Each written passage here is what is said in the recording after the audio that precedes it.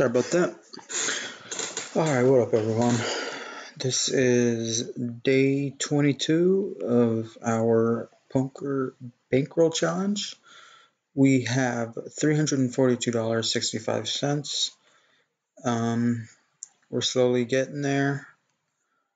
Over here on my right, I have a post note on what I want to try to accomplish. So, for example, the $5 is where I'm at. I'm playing the 2-cent, 5-cent games with a maximum buy-in of $5 and at $2.50. And this is also an outlook for everyone out there that sees this, wanting to get some type of bankroll management insight on like how many big buy-ins you need to play certain stakes. But you can always look it up on Google, just poker bankroll management, and a lot of it pops up. They have calculators for it, whatever. But this is my plan. 5-cent, 10-cent, $10. We're not going to be playing this until we get to about 500. I think 500 is, it's just at a comfortable state when you're,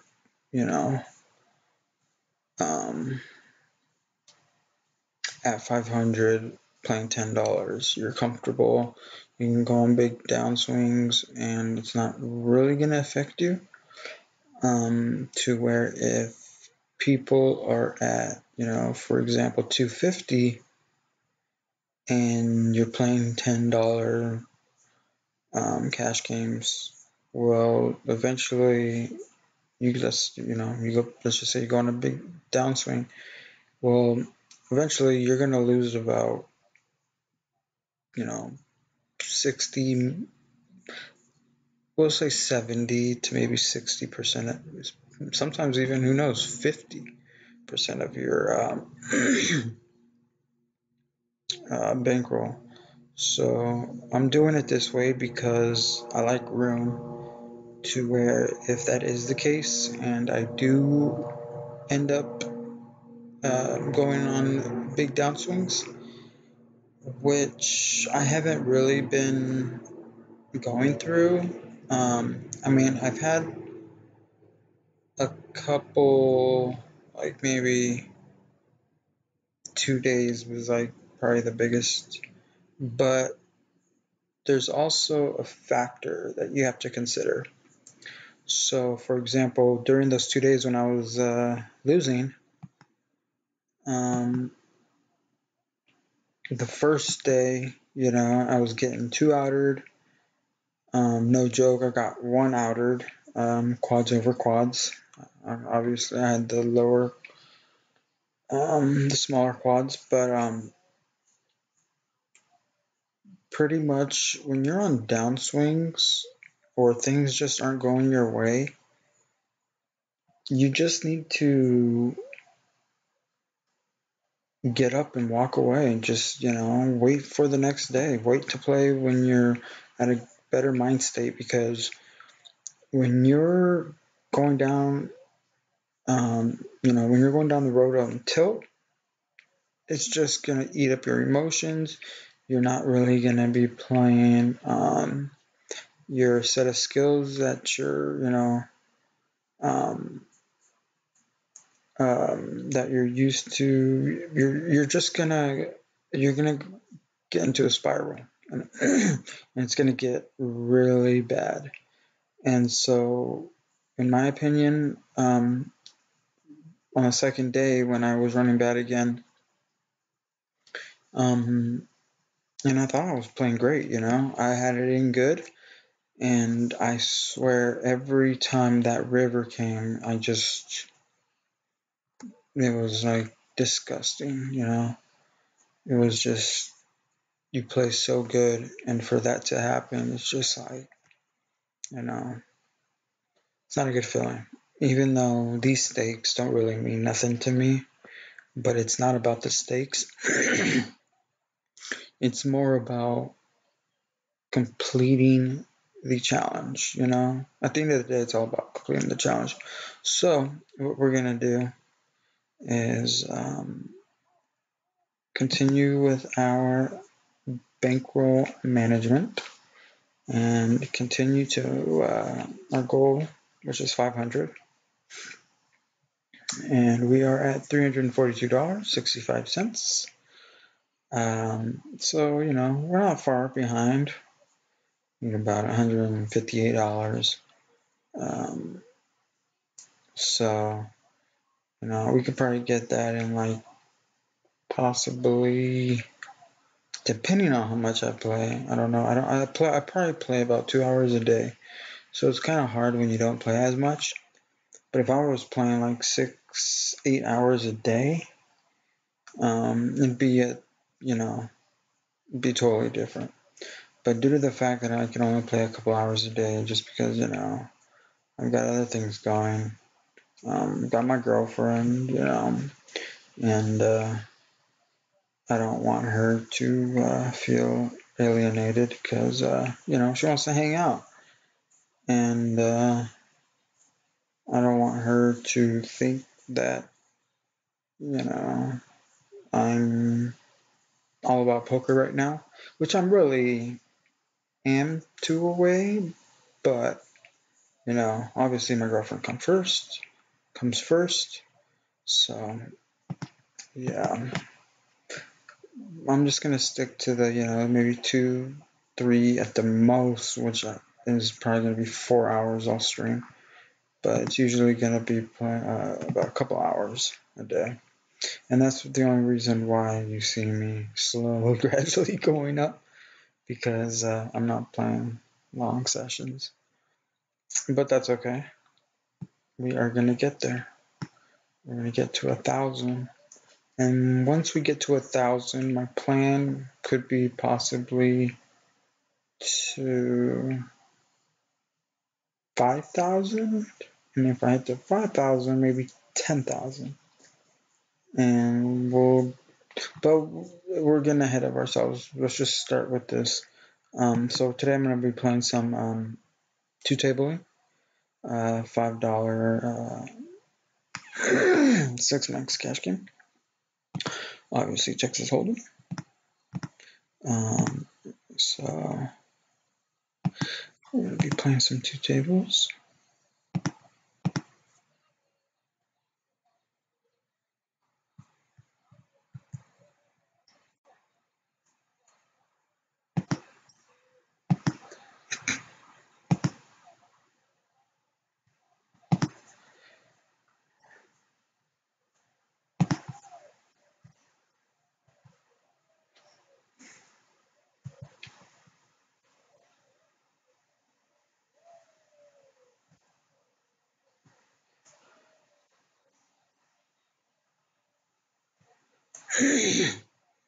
Excuse me, guys. Sorry.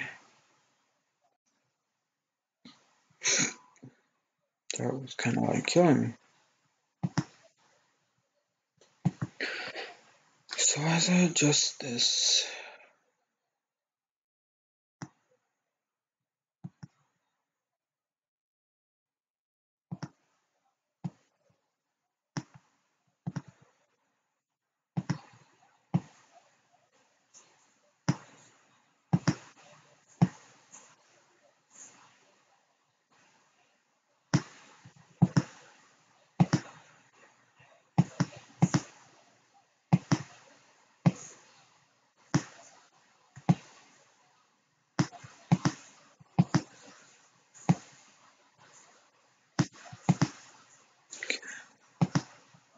sorry guys. I have OCD, so everything to me has to be perfect, organized, clean, and so before I start playing, I always try to organize everything, make sure it's on point, make sure it's even, which it's not.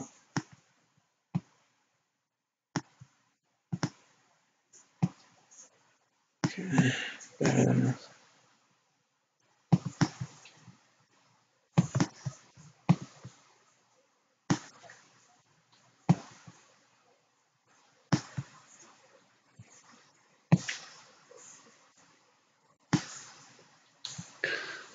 886, flops straight.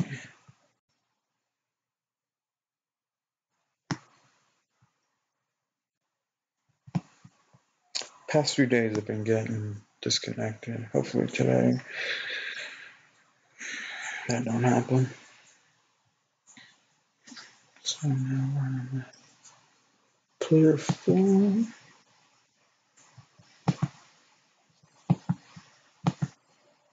Oops.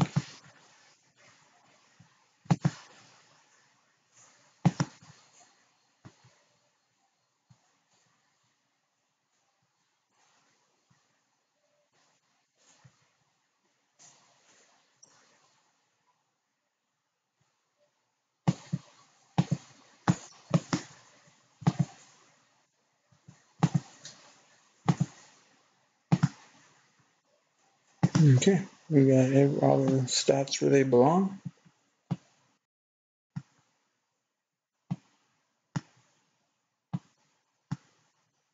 And that's about it.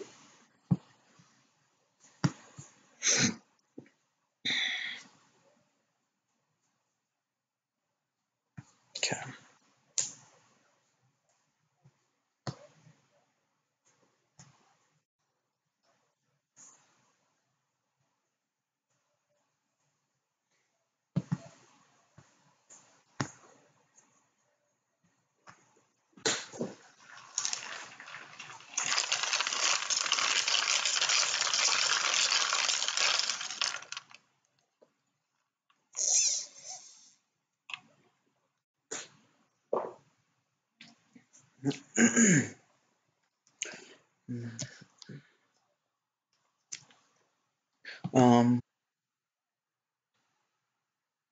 Okay, we're back. We got disconnected for a second, and now we're back connected.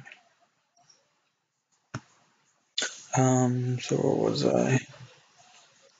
Okay, so like I talk about in every stream, in the beginning of the stream, is basically my strategy is to play. Get my mic on. It doesn't keep moving. There we go.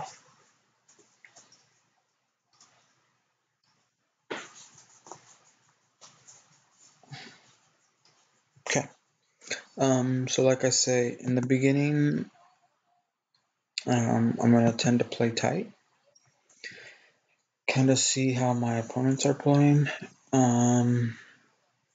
Usually 6-5 suited. I'm normally always playing if it gets folded around to me. But in the beginning, what I like to do is I like to just browse, all my. I like to, just kind of see how my opponents are playing. Because poker is all about adapting. You know what I mean? Like, you can't go to a poker game and say, oh, I'm going to play like this today. I'm going to play like that today. Oh, I'm going to play so tight today, oh, I'm going to go in there and play so many hands today. No, that's not how poker works. Poker is all about adapting to the players at that specific moment, at that moment in time. That's how poker is played. You want to adapt to how your opponents are playing. So if they are playing loose, then you should start playing tight. And I know I'm telling you guys probably things you already know, but I just want you guys to hear this out, especially at the micro stakes, because they are just so bad. And nothing against these players, they're probably I'm not a pro, but I know, they're probably not pros. I'm just a recreational player. But I know I have the skills to play the game. Over here, okay, for example, over here on the right, there's a raise on the button, and he raises it 15. He out of 7 hands, he's playing about four, 4 out of 7. So I'm gonna go ahead and raise it here with my pocket jacks. I'm not really giving him credit, especially here on the button. He's at 43% VPIP, which is pretty high. Playing every single hand, so I'm gonna go ahead and just raise it there. And if he did call, he would probably be a small favorite. No, I'm sorry, a big favorite. Um, he would definitely be a non-favorite. Can't even talk right now. My mind. I didn't really sleep good last night, as you could tell from my voice. I think I'm getting sick, to be honest with you. I think that's why I have to keep clearing my throat. Might be getting a cold. Um, so, like I was saying, you can't really jump into a game and say you're going to play a specific way. Like I said, it's about adapting to your opponents, doing the opposite of what they're doing, obviously. And pretty much when you do have it, just be aggressive with it. Yeah, see, this guy's raising a lot of hands right here. But I park the 7-man position. I'm just going to go ahead and call. Sometimes I go ahead and 3-bet there due to the fact that he's playing a lot of his hands. Oops. But I don't want to get too out of hand, carried away.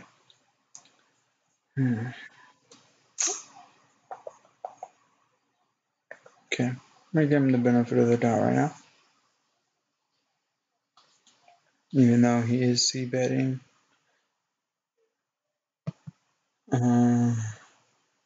100% of the time. That was actually his first c-bet.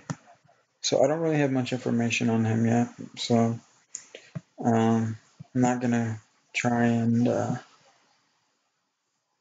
outplay him post-flop, turn or river yet.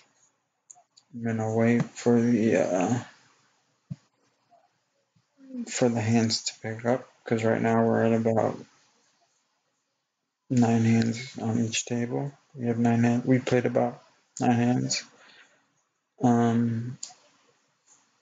So once we get to about 50, that's where we get our clear indication on how to proceed with our strategy. And then we can start isolating, 3-betting more on certain specific players. Just floating a lot more, not a lot more, but floating. Just a bunch of stuff that these players don't really think about.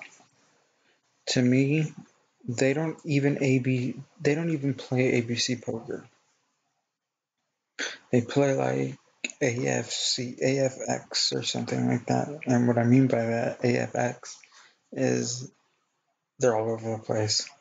It's not ABC, it's AFX, all over the place. So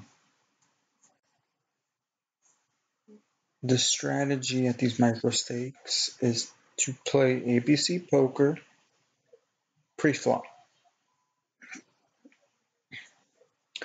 And then once you start getting to post-flop, where most of these players are going to be making a lot of mistakes,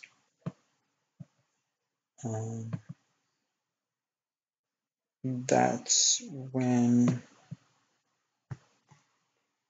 Like I said, depending on your player, are you going to be aggressive? Are you going to be a little passive? Is he tight? Where you're going to have to check back certain flops. If he's a loose player, you're probably going to be, or vice versa, I'm sorry, because if they are playing tight, you might want to c-bet most of the time, because the majority of the time they're probably not going to have anything. And if they do call, you want to proceed with caution.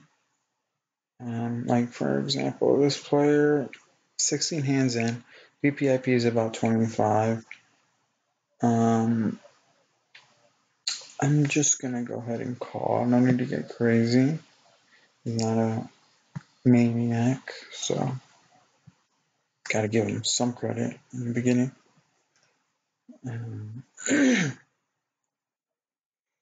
Deuce queen. Thinking of just re-raising. I was thinking of floating. Yeah, I'm gonna go ahead and raise him, and if he calls, I'm gonna bet the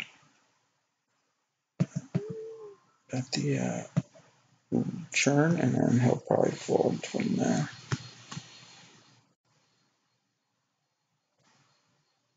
Because with the he re-raised me. Alright, yeah.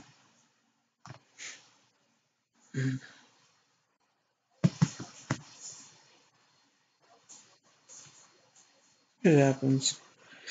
I just start with a board like 2-2-10. Doesn't really hit anyone, but he must have had an overpair. So that's the only thing I can think of. Or he hit a 10, ace 10 type of hand. King 10.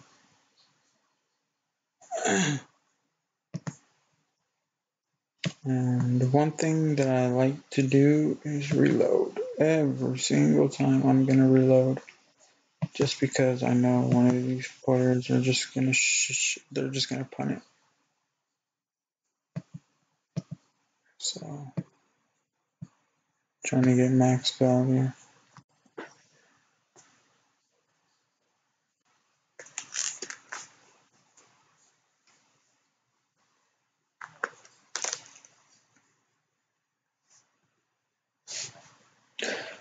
But like I said before, this is Bankroll Challenge Day 22.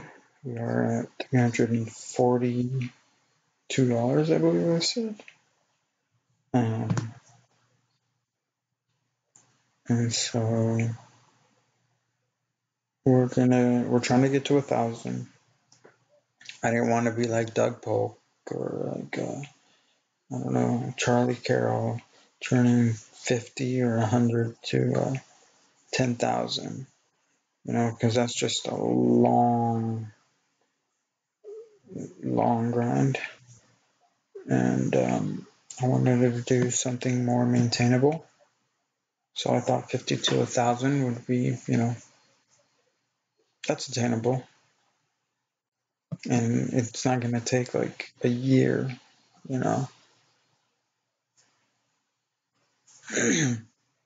I started this stream, or I started this challenge, I believe, February. Started the stream in February. And we are now, oh wow, that sucks when you hit the no flash. I started the stream in February. We're in March, and we are at $300 like almost $50. So, in a month, I've made about about 300. Originally bought in for, I originally deposited $50 just so that I can stream the Bankroll challenge.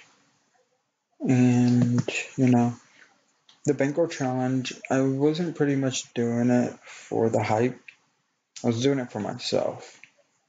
I'm not doing it for anyone else. I'm not trying to get a bunch of subscribers. I'm not trying to get noticed, whatever. I pretty much did this to myself. I wanted to prove to myself that You know, poker is not dead, and anyone out there can make money. If you are um, if you're a dedicated poker player who loves the game like as much as I do, and you feel that you have the skills, then make a challenge for yourself. You always want to challenge yourself, because if you don't, then how are you going to get better, right? So I'm not really doing this, like I said, I'm doing this for myself. I'm streaming all my hands because I want to have proof of it. You know, I could just play poker or start a challenge, post it, and not record any videos and say I got there. Well, it's like, and they do have forum or like what is it? Like Shark Scope and other sites where you can check. But for this, like I said, I just wanted to pretty much record it so that I had actual proof, and so that the people wanted to take a look and go through the journey with me, then this guy's playing really tight. This is probably like he's at 5% BPIP. So I'm just gonna fold that. Where I normally wouldn't be folding King 8 suited on the button. So yeah, like I said, I'm streaming for myself. I'm just trying to get to my goal. And that goal is $1,000, turning 50 into 1,000. I just want to show people that poker isn't dead. You can still do it. You can still make money in poker or online poker. Well, and poker in general, but I'm talking about online poker. You can still make money. Just gotta believe in yourself. You've got to pretty much be, always wanting to learn. Whether it's reading books, instructional videos, whatever you're into, depending on your game. On YouTube, there's a lot of videos, instructional videos, and poker coaching for free. And, that's how I started in the beginning. I would watch different instructional videos from different poker pros, and I would nitpick things in my game, because you never want to play specifically like someone else. You are your own player. You're going to have your own intuition. You're going to have your own style. You never want to duplicate someone else's style, because it's not going to work for you as it works for them. So, yeah, like I said in the beginning, I would watch a lot of instructional videos, anywhere from obviously Phil Galfond. Phil Galfond, it was more on PLO, heads up. I'm pretty good at PLO, heads up. I feel like I'm actually up on the game on this site. That's actually where I made half of my money playing, was PLO, heads up. but I play sit and goes. I love to play cash games. I prefer to play cash games, but on Ignition, no one plays heads up cash games. PLO, no one plays it, so I'll be sitting there for hours and not one player will sit down, so finally I'll give up and just leave. But honestly, I think playing sit and goes are a lot better than cash games due to the fact because of the rake. Because I believe the rake in PLO or in any cash game, I'm sure, um, but the rake is a little more rather than if you're playing a sit and go heads up, um, where, for example, I like to play well because of my bankroll. I've been playing $5 25 cent PLO heads up, and in my past videos, you'll see me playing it. I believe like 2 months. I don't know. I forget what video, what days I was, but majority of the times I'm either playing cash games or heads up PLO.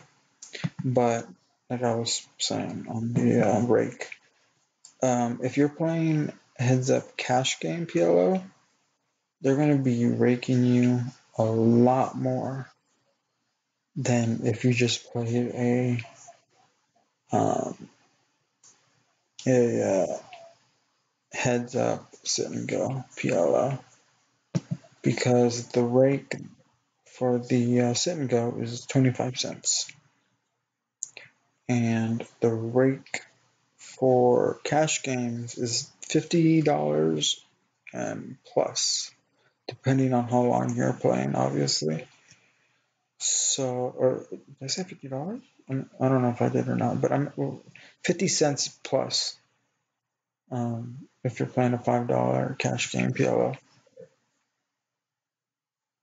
So, I think the best thing to do is just to play sit and go, heads up sit and goes, do the rake.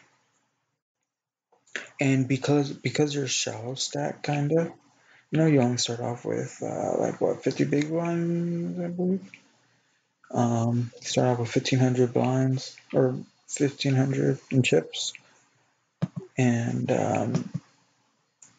blinds go up every what, 10 minutes, maybe 6 minutes. I don't remember. But the blinds get up there pretty quick, and I just feel like I have an edge. Oh shit, my girlfriend's calling me. Sorry for this minor interruption. Let's see what she wants. Hey baby, what's going on?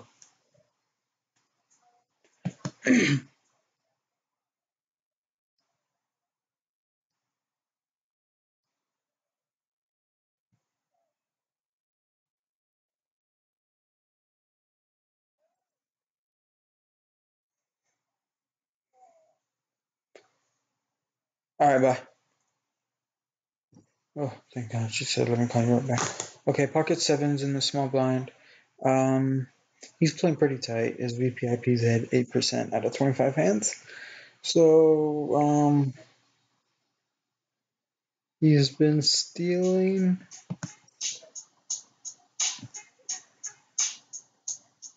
2 out of 6. Ooh, but it seems like he's been folding 2 out of his 2 hands. Okay, so you know what? He's been folding to 3 bets in that spot. So I'm going to go ahead and raise it there. Over here, we're just going to fold. See that? It's good to have a poker HUD. Good to have a poker HUD. If you know how to use it, obviously.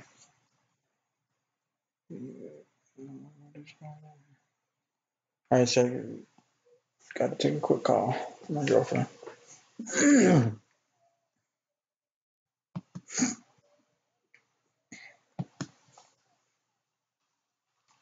Hey, baby.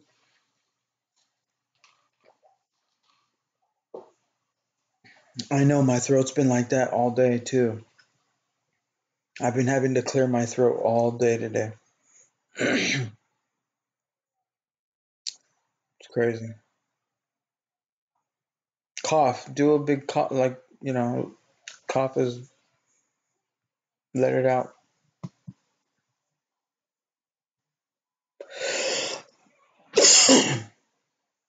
Something like that. So what's up, babe? On your way back, where? You didn't tell me what I wanted to eat. Oh, okay. I thought you were gonna call me when you got in the store, though.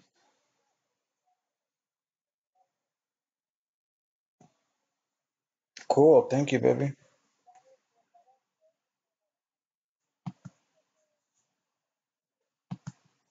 I don't know. The one you got me though, I've been quite addicted to the ones you introduced me to. No, no, no. I don't care. I'm just saying. Fuck.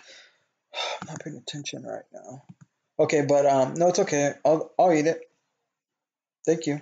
I appreciate it. Open ended with top pair. Wait, what's that? Oh.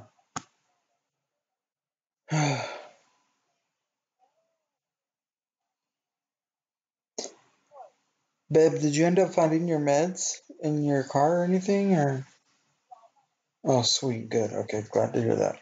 I just didn't want you to miss, lose them. Good. Glad to hear that. Cool.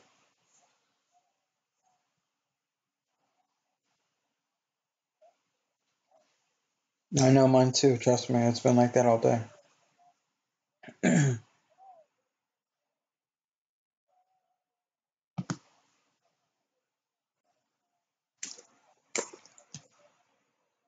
Okay, baby. Well, I'll see you when you get here, or what? All right. Okay. Bye. Drive safe. Okay. Drive safe. Bye. Love you. Damn it! That's what I get for being distracted. It's possible I could have doubled up from this guy over here with $13.22. Quite possible I could have doubled up. Sucks. Oh well. Alright, we're moving on. Can't let that bother you.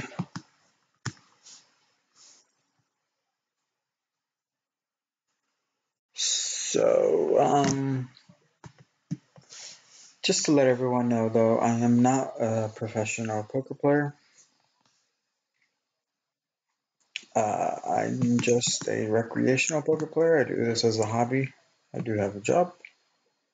Um, but I love the game, ever since I was young, from I want to say elementary school all the way up to high school. I was always an athlete.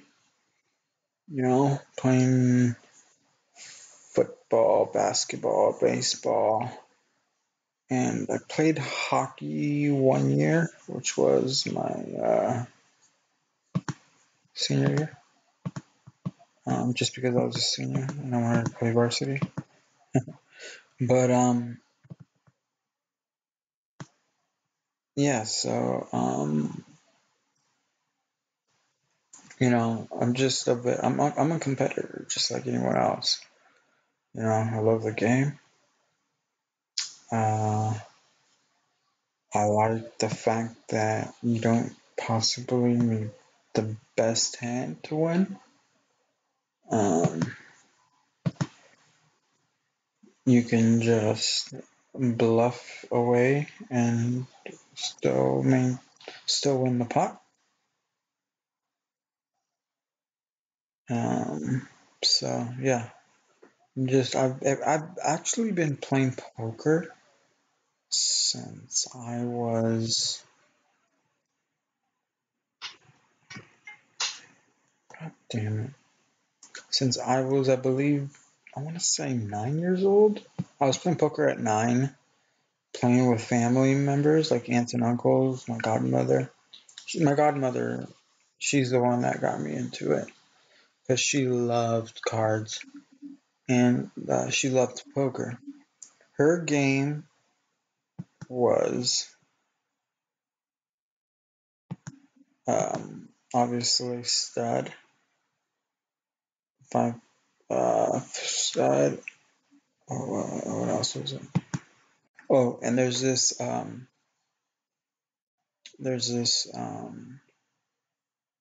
Mexican poker game called Beulah, which is a really cool form of poker. It's really cool, and you know, in the beginning, she was always the one winning. My godmother, she was always the one winning, and every time she would win, she'd she'd give me her winnings. Because it was just a family game. Everyone's playing like $5-10. You put it in the pot. For this, you don't need chips. It's either check or pick a card. There is no chips. It does not involve chips. You're switching cards. So what it is everyone gets 5 cards. And there's 5 cards in the middle. And what happens is you can, and the button or the small blind, well, there really is no small blind, but the person on the button starts off in this game. They started off. And you can either pass or check, or if you have a crappy 5 hands in your hand, you can you can switch your 5 cards from the 5 cards in the middle, and maybe get a better, cards. Or if you have, say you have like, 4 spades and a diamond in your hand, whatever, and you want to keep it, all you need is that one more spade. Well, then you're going to want to check it. And, the next player has like 2 pair, or even just two aces. He's going to check it. But then the next player has crap. All he has is like queen high. Well, then he's going to want to switch his 5 cards to the cards in the middle. And the cards in the middle are folded down, so you don't know what's in the middle. You don't know what's in the middle. So there could be, a made well hand, but it's a risk.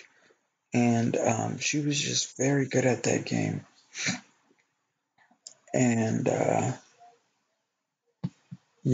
noticed she was always the one winning. And she told me when I was a kid, I remember this, she's like, he's like, your aunts and uncles don't know what they're doing. And she's like, what did she say? She's like, they don't know what they're doing. They are gambling. She said that's what she said.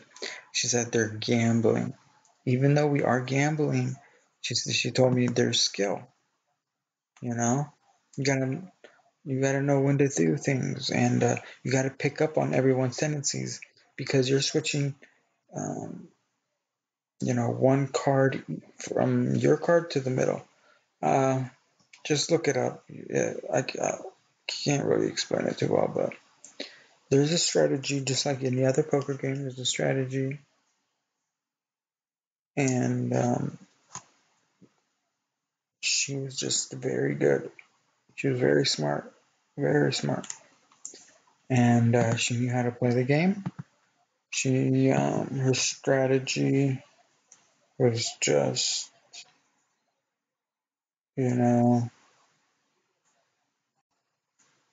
sorry, 1 second. Fuck, my phone's.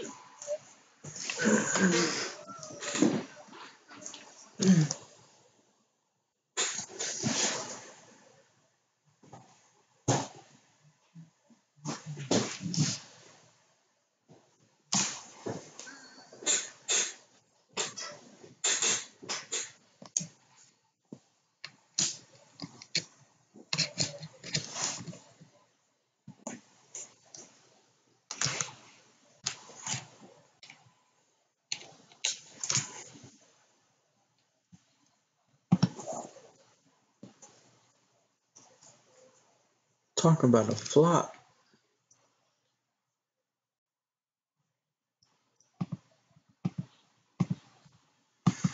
I'm just gonna check it.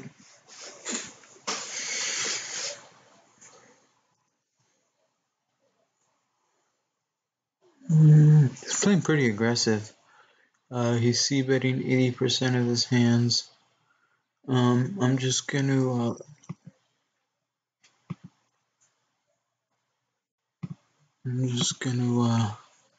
act like I'm thinking almost folding. Just gonna call. 10 comes, which is a good card. So, for example, if you had a ace jack, just gonna check it again. I'm trying to get a check raise, and that never works. Okay, I'm gonna go ahead and check it one more time. He is an aggressive player. Could not get in the fucking.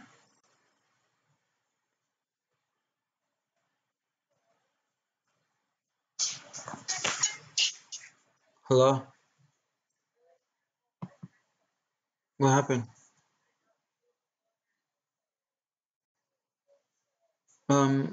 Fuck. Can you, No, I was gonna say.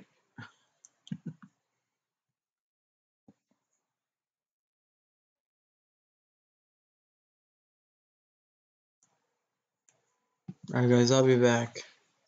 Sorry, I gotta run downstairs and grab groceries. Be right back, though.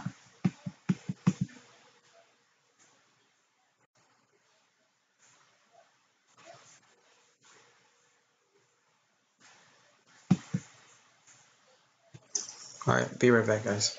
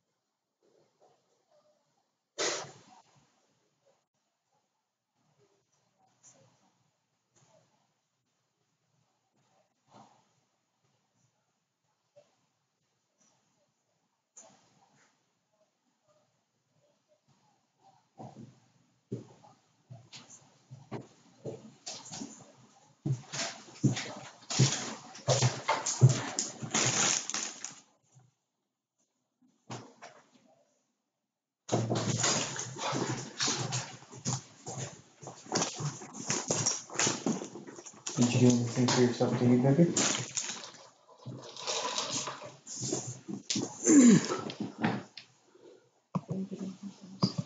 You not hungry? Get some snacks. At least get something in your stomach. I love you.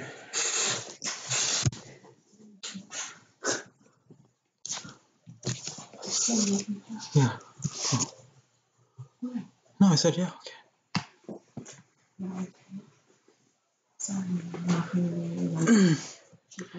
Alright, we're back.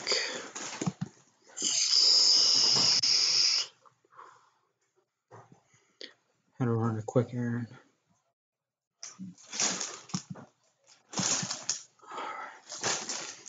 With the big blind. Oh, fuck. I missed my chance at the big blind. Oh well. Okay, so we're almost about 50 hands in. That's when we're going to be doing more of our, oh shit.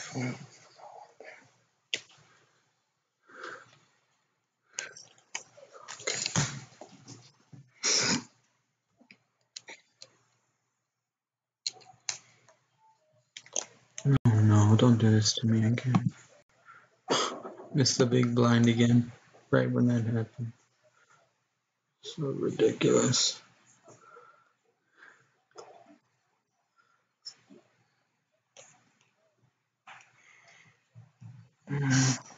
Fuck.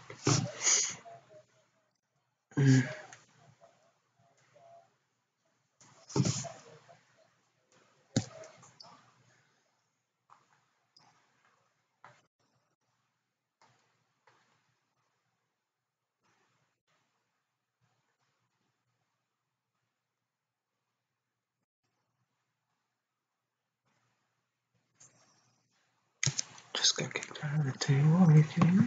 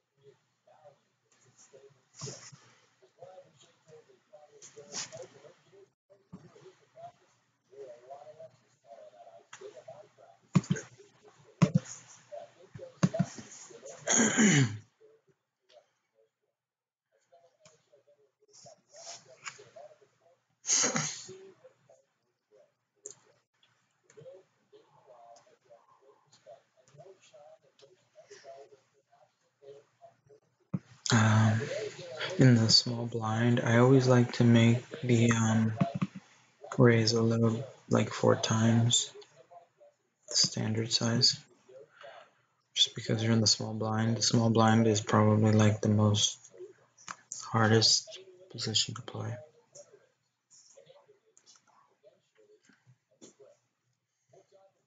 Ace 5.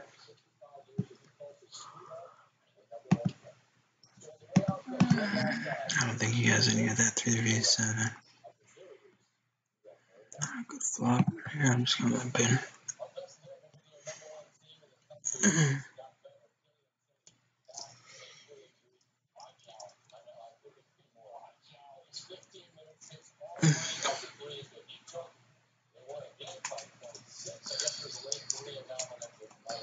Seven, 6. We're gonna fold. No, it's fine. It's okay. She's not mad. She just wanted us to keep it down.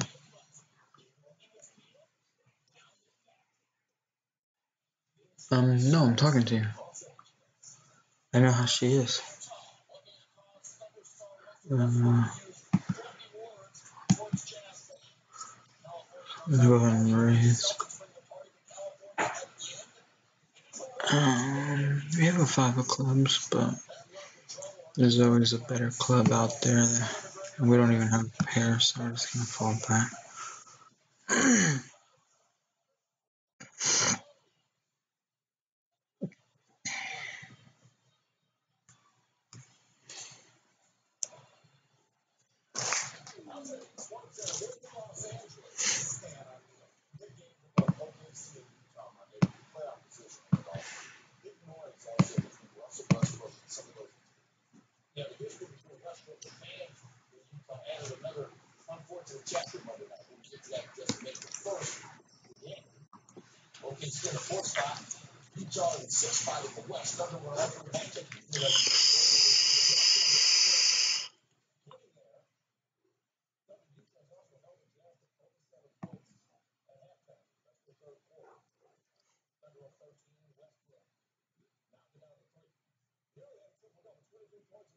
I'm gonna limp in.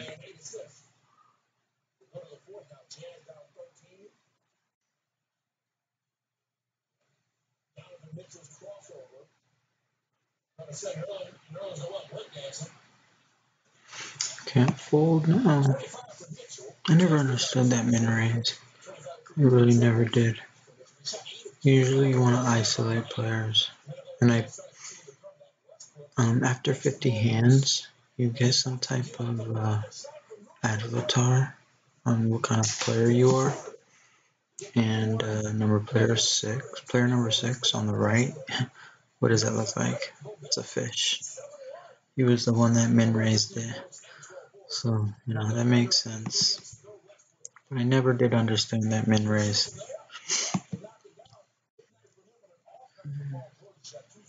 Okay, let's see where I am a hawk, which means I'm tight, but I'm neutral. I can be loose, I can be tight.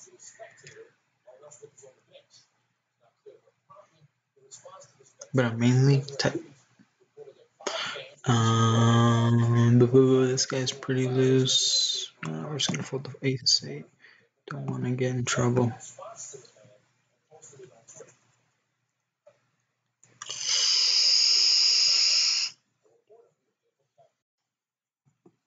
Hopefully my hand's good here.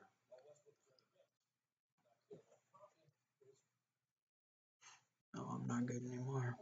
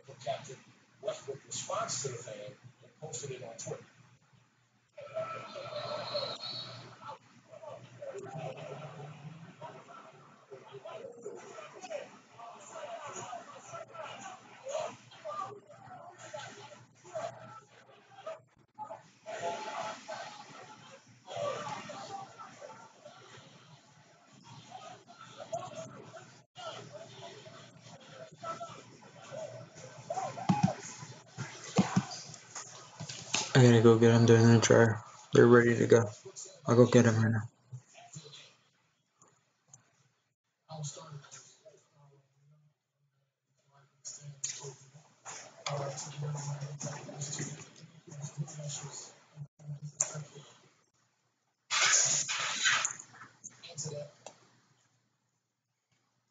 And we got the aces. I'm gonna go ahead and write this about 70 cents. We got ace king over here with the limp pot. Maybe about 20 cents. He's gonna be calling anything right here. He's playing about half his. Oh, actually, never mind. He's only 2 hands in. Ooh, he raises me. I obviously have to raise. What's that, baby?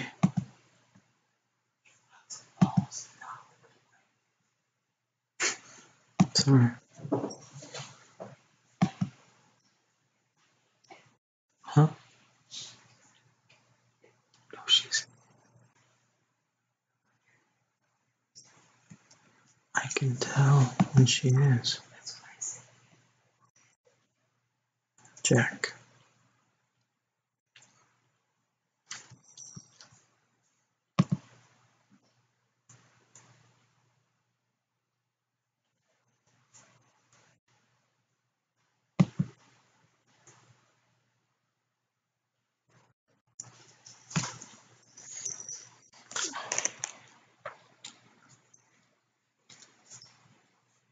Watch, I'll talk to her about it tomorrow. No, but she's not, ain't it?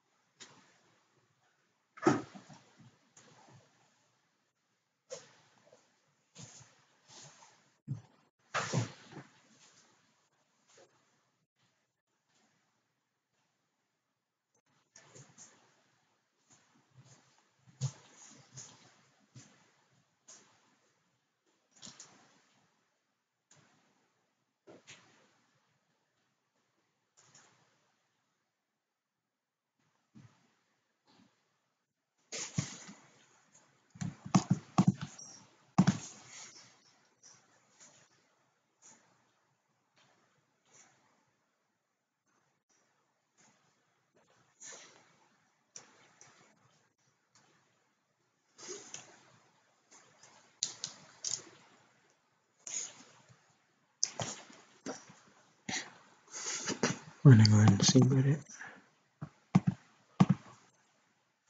8-10 Jack.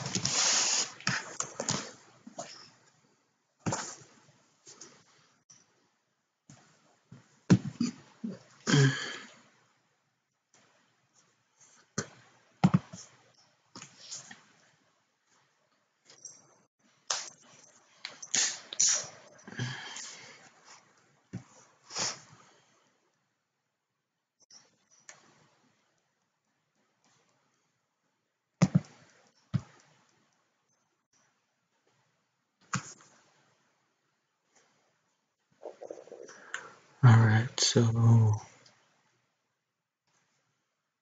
a few players have 50 hands in.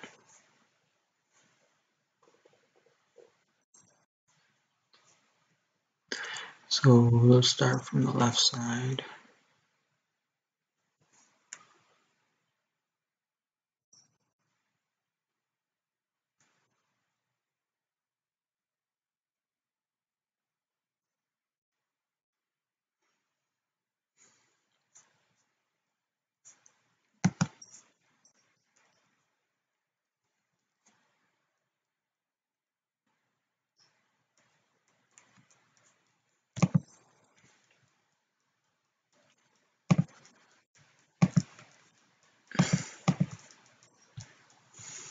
Okay, so this player, I'm not sure what that little avatar is, but he is loose aggressive. This player is loose aggressive. And this player is slightly loose, aggressive, but solid. Obviously, I'm the hawk, and I am tight but neutral. Let's see, I'm going to take a stab right here. And I'm going to call king A in small versus big blind.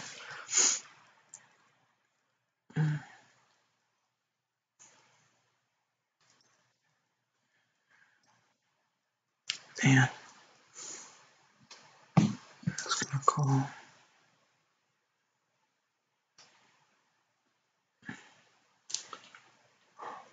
Full.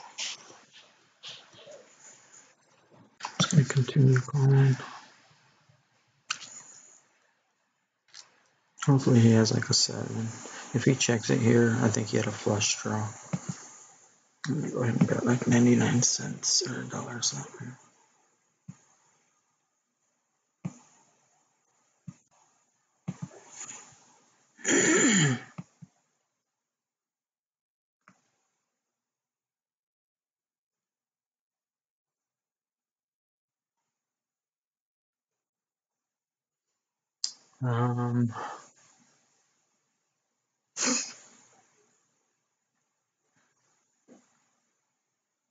Re-raises, we call.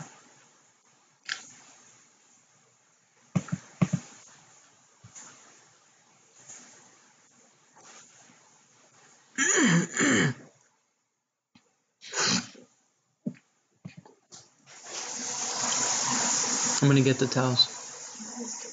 Yeah, okay.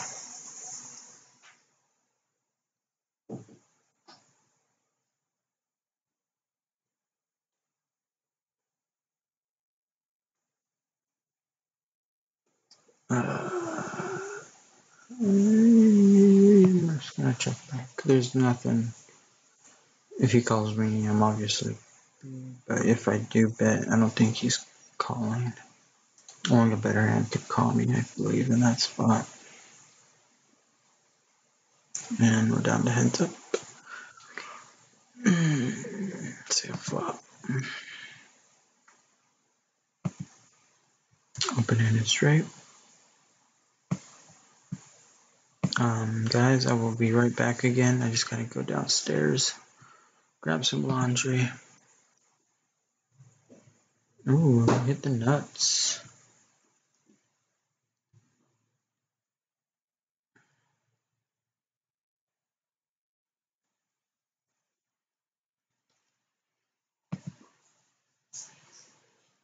And raise that.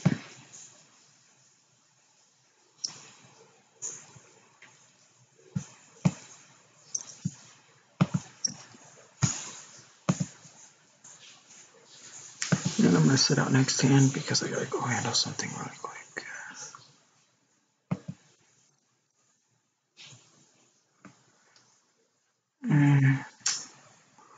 Maybe I can get paid off. Hopefully he doesn't have a full house.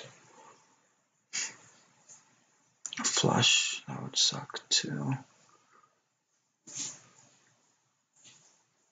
I'm just gonna bet something like to where if I do get raised, I can fold it.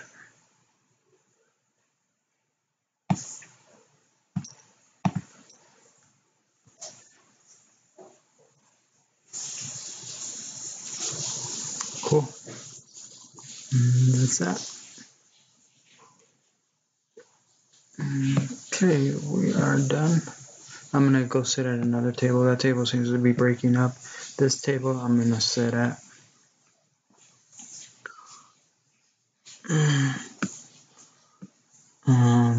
I'm just gonna fold. Be right back, guys. Just gotta go downstairs and grab. Oh, what the hell?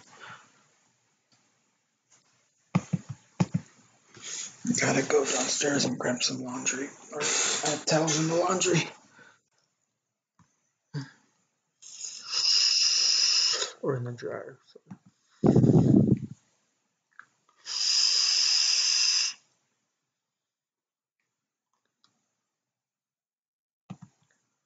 But let's get another table started. So by the time I come up, we could go ahead and play it.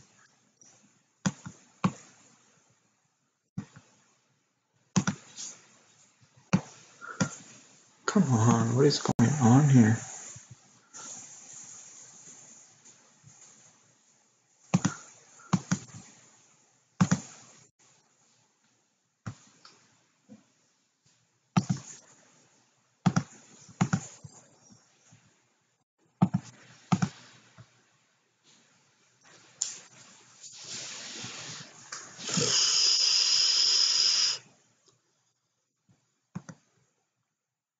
Okay, I'll be right back in like 2 minutes.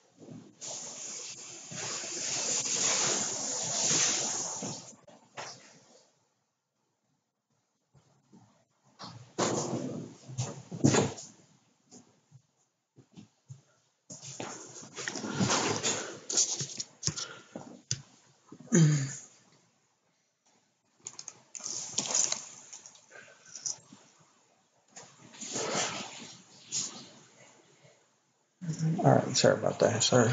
There will be no more interruptions.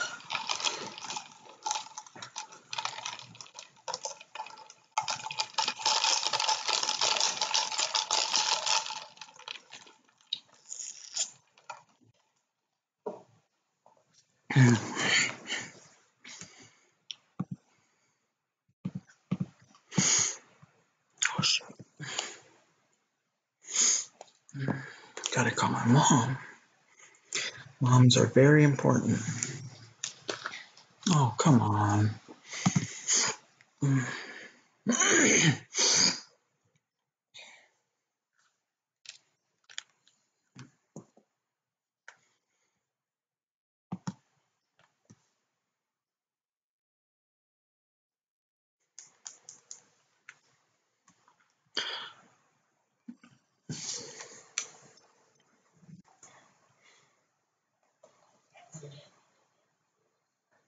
I was started was young man whose wife and status told me to get on my knees like I used to. To me, that's just completely disrespectful. To me, I think it's racial. I think it's just inappropriate in the sense of um, there's no protection for the players. Um, I think there are a lot of great fans around the world that like to come to the game and enjoy the game. There are people that come to the game and to say being disrespectful about me, my family. For many years, man, I've done all the right things. I've never done anything to hurt or harm anybody. I've never been in any trouble. Never fought a fan. Um, been in the league 11 years. Clean slate. Humble. I take whatever, all the criticism from everybody. I've been doing the same thing for years. And to me, disrespect will not be taken from me. I'm completely just sit back sometime and just take it like that. That's just one video, but throughout the whole game, throughout the whole since I've been here, especially here in Utah, every time I come here, there's a lot of disrespectful things I said. For me, I'm just not going to continue to take disrespect from my family. Um,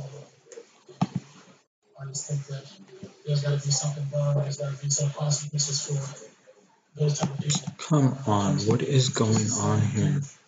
Whatever they want to say, and I don't think it's fair to the players, not just to me, but I don't think it's fair to the players. And if I had to do it over again, I would say stand up because I truly will stand up for myself, for my family, for my kids, for my wife, for my mom, for my dad every single time. I expect anybody else to do the same. Um, So that's kind of where I'm at with the whole situation. As for beating up his dad, I've never put my hand on the wall. I never will.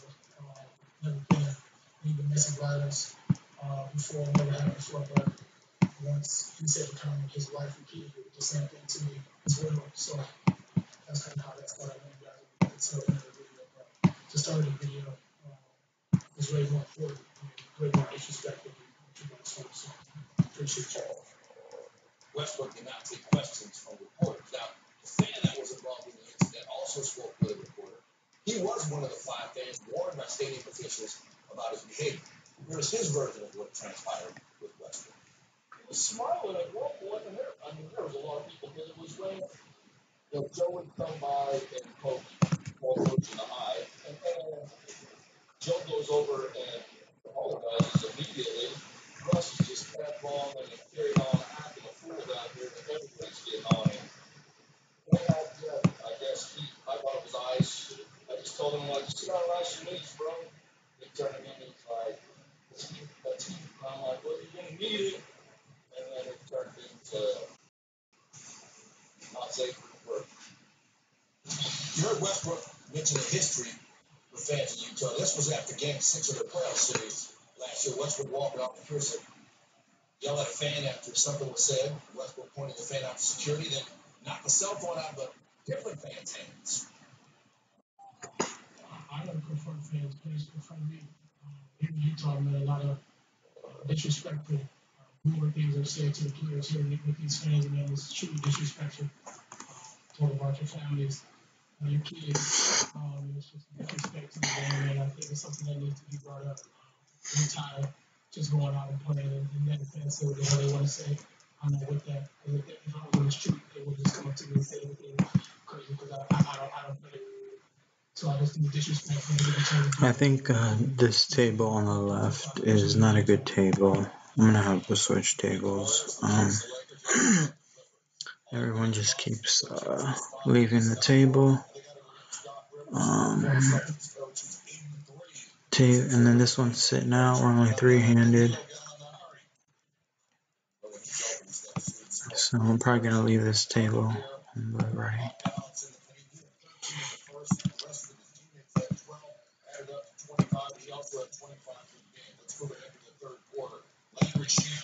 I'm gonna try and bluff this spot.